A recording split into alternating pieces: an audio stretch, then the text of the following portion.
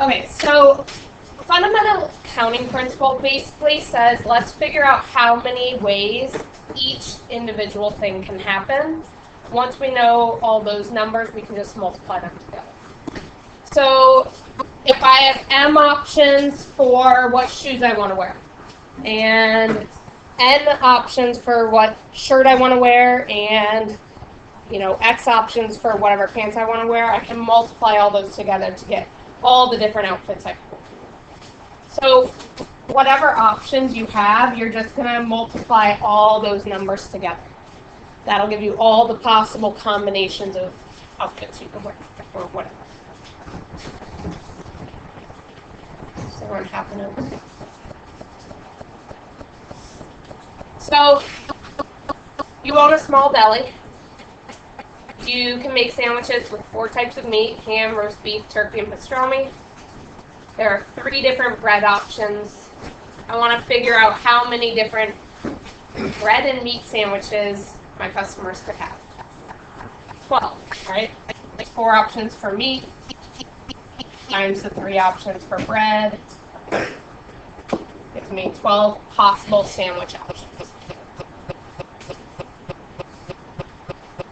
These topics we're covering actually used to be Math 8 topics, and they took them out of there and I guess put them in Algebra 2.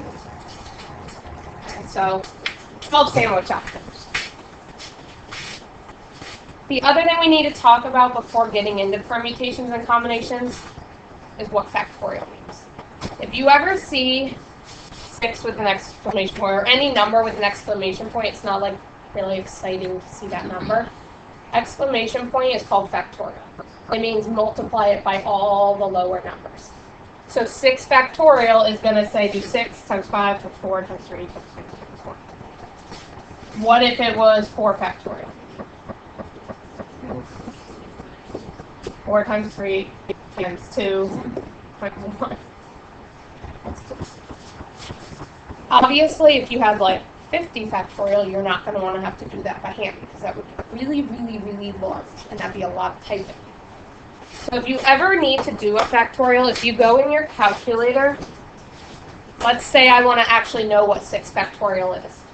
I can type 6. Then to get factorial, we're going to go to that math button because pretty much everything we need is under math or catalog if you can't find it. Okay, we're going to go over to probability. You can get there however you want to get there. We're going to pick option 4. Option 4 is the factorial. Then if you just hit enter, it'll tell us that 6 times 5 times 4 times 3 times 2 times 1 is 720. Also, this equals 7. The only time you're really going to have to use that is if you're choosing to use your formulas instead of the buttons in the calculator.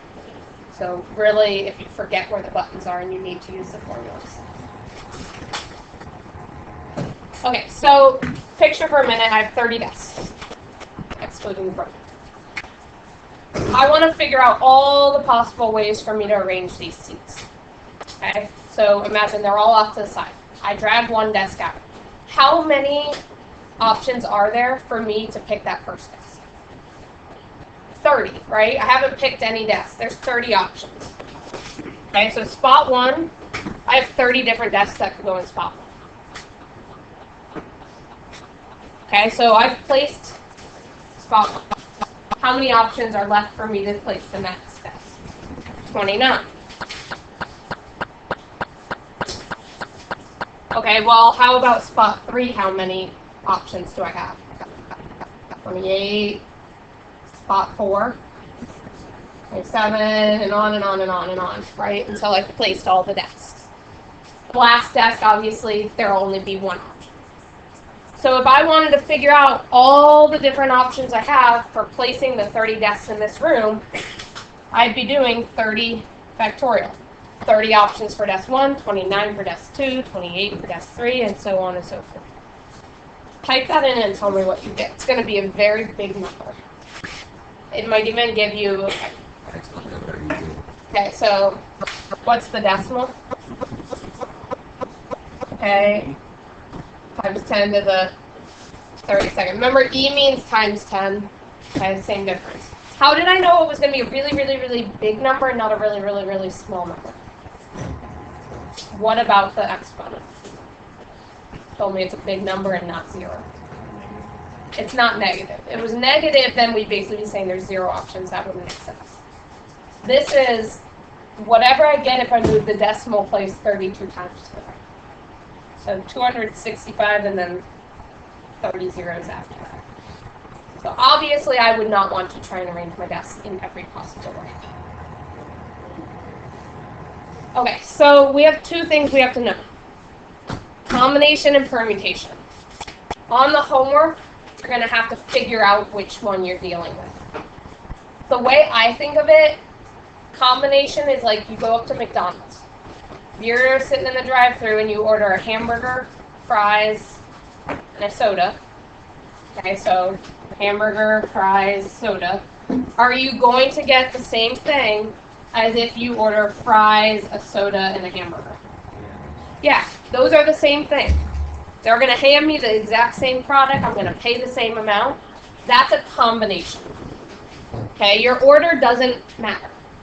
They're the same thing regardless of which one I say first. I always think of them, combinations, as being like no advantage. There is no advantage to me saying fries first or a soda first. I'm getting the same thing.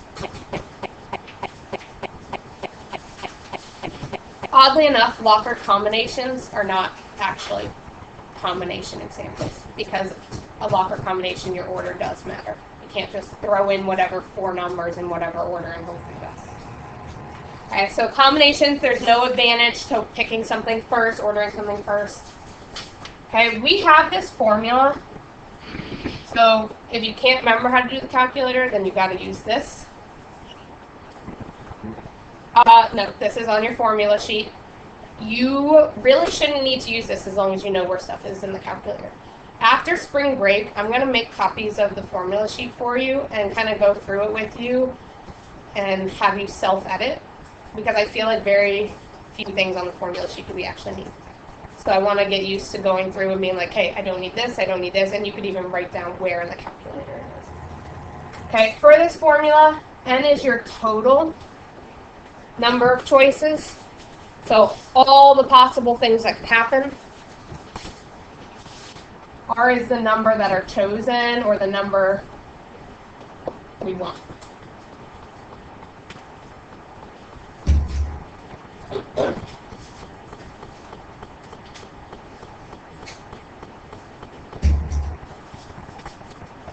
Typically, we use this kind of setup with our calculator where we have kind of a how many total options are there and how many do we want. I don't know why. I always, when I see the C, I think of choose. I have this many and I'm going to choose however many. So let's say I had 5 students, okay, and I'm going to pick 2 people to help me. There's no advantage to helping me. There's no advantage to getting picked first or second. I'm just going to pick 2 people to help me move textbooks. That would be written 5 combination 2, meaning I have 5 students and I'm going to choose 2 of them. And if I do that, either by filling in the formula or I'll show you where to go in the calculator, that's 10 possible options I have. Okay. So if I want to put, let's see, the sandwich combination down. For my sandwiches, so for example 1, how many options were there for meat? 4. Okay, how many options were there for bread? Those are 2 different topics, right? Like I have to order one and I have to order the other. They're not like have to come together. I would represent that for the meat. I have 4 total options and how many am I choosing? Theoretically, we're going to choose 1. Okay, unless they tell me I'm going to order more, we'll assume more cost. So I have 4 types of meat. I'm going to choose one of them. If you have more options, so like we have the bread option, we just make it longer. How many options did I have for bread? 3. How many do I want to choose? Just 1.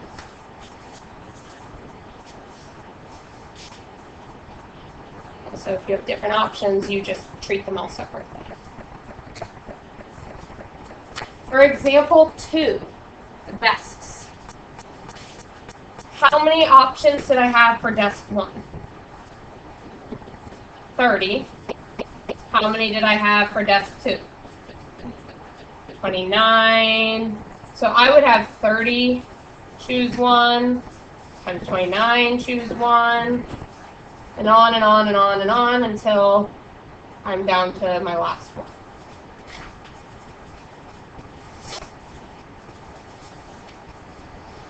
Okay, to do the calculator, I'm going to make a couple random examples. Let's do,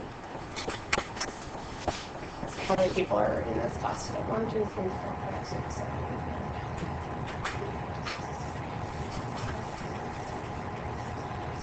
9. Okay, 27, and I'm going to choose 5. Okay, so just write this example down. I'm going to go through how to do it in the calculator, and then I'll throw another example out. So there's 27 of you sitting here. I'm going to choose 5, just feels like choosing 5. So as always, we have different things going on different calculators. The only people who will have the really fortunate way of doing this is the really skinny calculators, okay? Everyone's going to get to this the same way. So, first thing, if you have skinny calculators, ignore me for right now. Your life will be easier. If you have any other calculator other than the skinny one, you're doing what I'm doing. So I said that we want to do 27, choose 5, right? So the first thing I'm going to do is I'm going to type the 27. Then I'm going to hit math. Go over to probability, because that's what we're working with. Which option do you think I want? Option 3. So we said 27 is going to be our n. And how many do we want to pick? 5, so then I'll type the 5 after it. So there are 80,730 different ways I could pick 5 of you. Okay, so 87. So we would say this equals 80,730.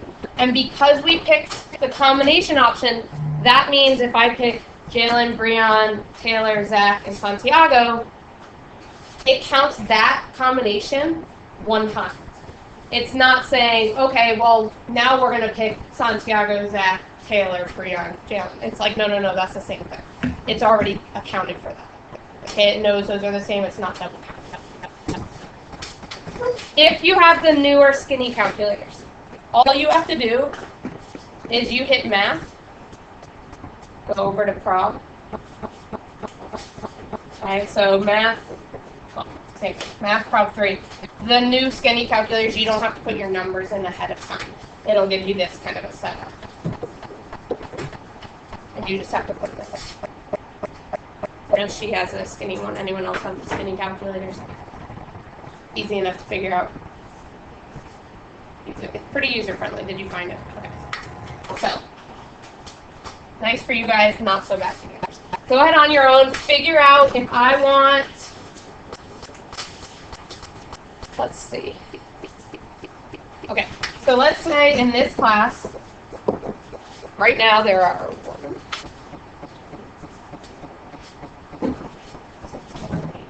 9 girls, and I guess subtraction, that would make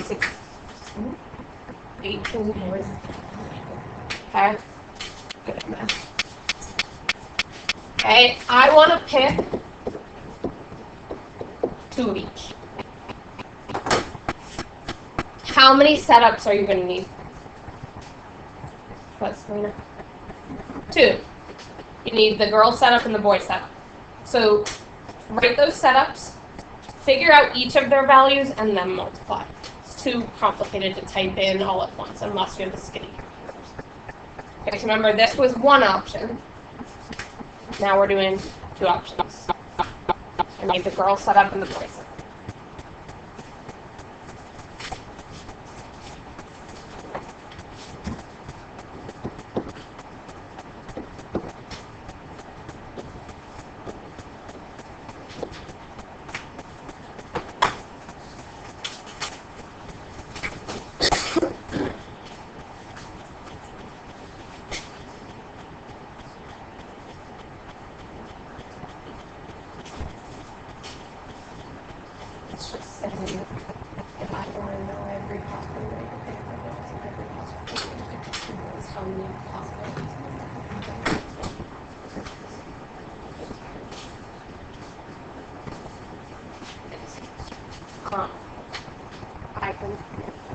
This is my hardest subject,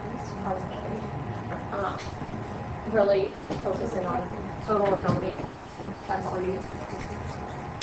What would the girl setup look like? 9, choose 2, and the boys? 18, choose 2. What did you guys get for your total? 5508.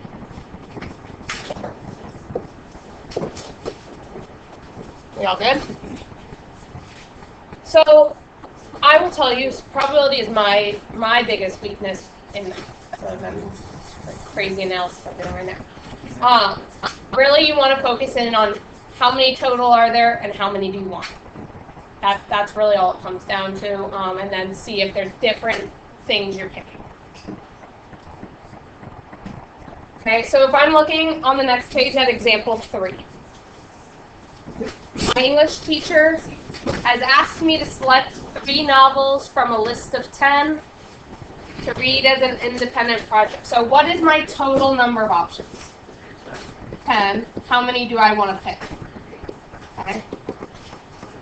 Is it going to matter? Is there any advantage to picking one book first over the others? No, there's no advantage. Let's assume they're all the same. Take it off. Okay, so what would this setup look like? 10, seeing 3. Okay, I have 10 options. I have to pick 3 of them. How many different possibilities is that? 120. Okay, so 122 ways. You don't have to write ways. Okay, I want you to try 4 and 5.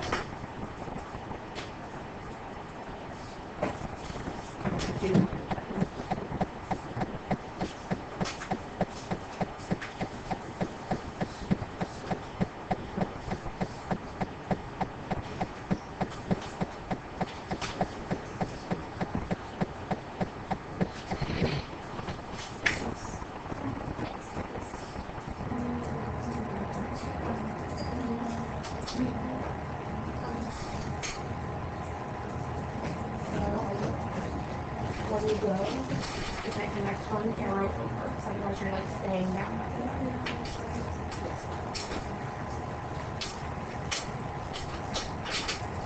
Okay, so now we're going to pick colors and options. So how many total colors? And how many of them do I get to pick? Okay, so let's set up just that color.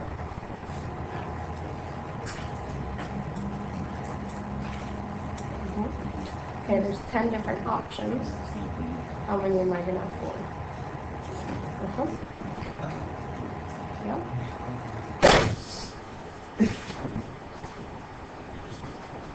Okay, we're talking about colors. Let me find all the colors. And then type. What did your setup on 4 look like? 15C4 is... So obviously you could get in this really awful debate with your friends about which games you want to play, and then you go in circles. I know that has happened. Well, I don't want to do that. Let's do this. That could last forever. For example, 5. How many different things are going on? 2. We have whatever's going on with my colors and whatever's going on with my options. What is my colors setup going to look like? 7C1 on the side. Okay, so 7, choose 1, and for my options, 7, choose 2, 3, 1, 5.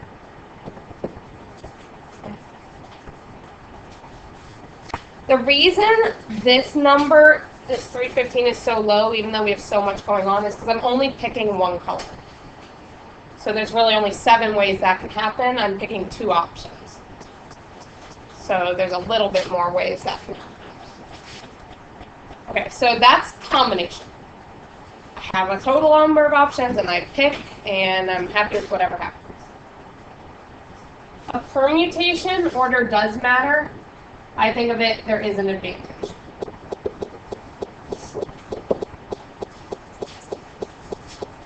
Okay, so we said combination, you're at McDonald's, you're ordering your food, you're getting it no matter how you say it. Permutation is actually like how a locker works.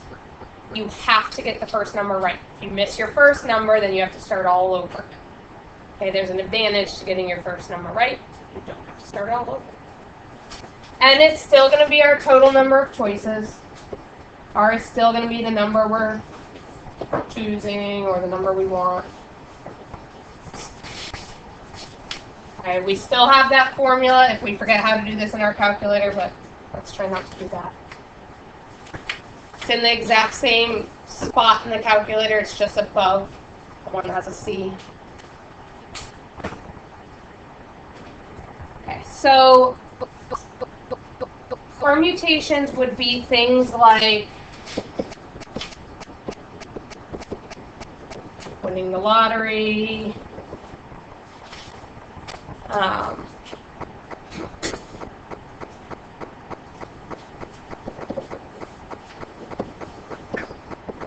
Olympic medals. Like, there's clearly an advantage to finishing first at the Olympics. You get the gold medal instead of something else or nothing at all.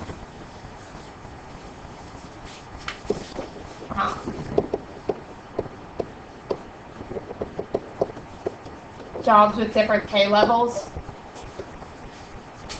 Okay, maybe there's 3 different jobs available. One makes $80,000 a year, one makes $70,000, and one makes $60,000. Obviously, you want to be picked first for the $80,000. So that's what I mean by an advantage. Getting picked first, you get something that no one else can have. So let's think about the Olympics. Okay, we have 12 skiers, so there's 12 people who are going to be competing. I want to figure out all the different ways they can finish the competition. Okay, no one's going to tie, everyone's going to get their own spot. What's my total? 12. Okay, there's 12 skiers. I'm going to rank order all of them. Like, I'm going to figure out who gets first, second, third, fourth, fifth, sixth, seventh. So, how many am I going to choose? 12, right? I got to figure out how many ways these people can place.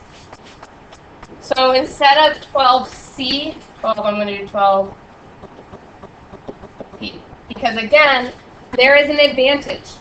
Whoever finishes first, I then have different options for whoever finishes second, and on and on and on and on. Okay. So go ahead to the same part in your calculator. You're going to do 12P12. It is a big number. What is it?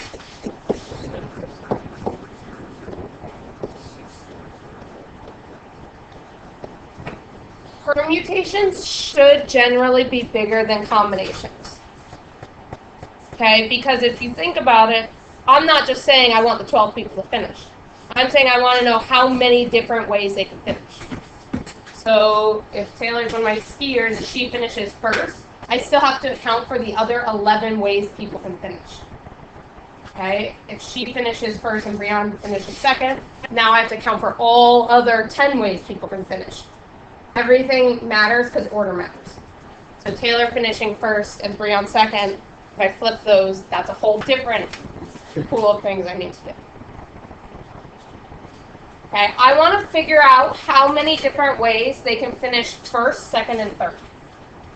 Okay, running gold, silver, bronze.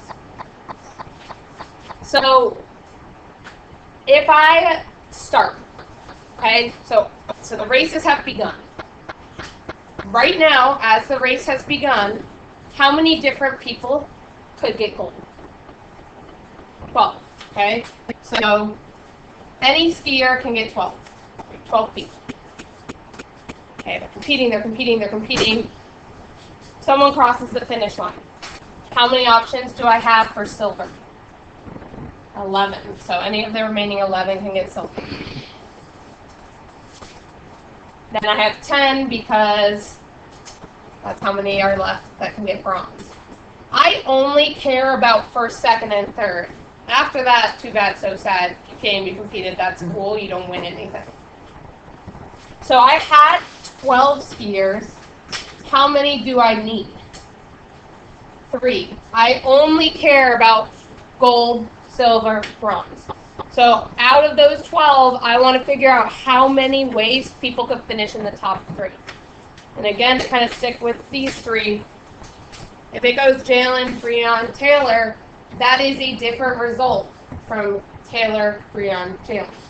So I have to count those as separate results. What do you get?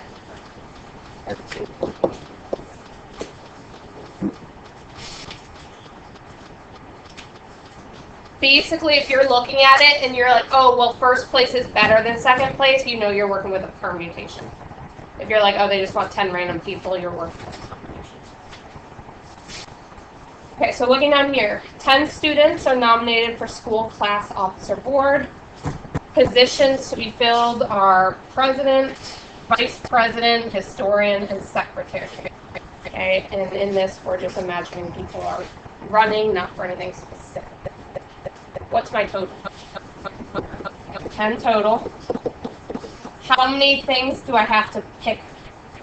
Okay, so there's 4 positions. If I pick the president, can anyone else be president?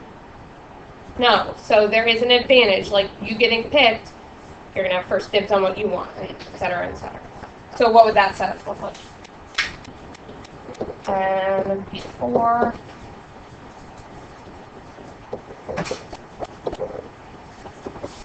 The homework that you'll see later, it gives you some scenarios. The first 2 problems are just, here's an N, here's an R. Find the combinations, find the permutations. The rest is like real world scenarios. First thing you'll have to figure out is if it is a permutation or combination. Read the problems. Some of them straight up say it. And then you just write your setup and your answer. So it looks like a lot, but like that's your work. There's not a ton of this on your test. Okay, let me end this.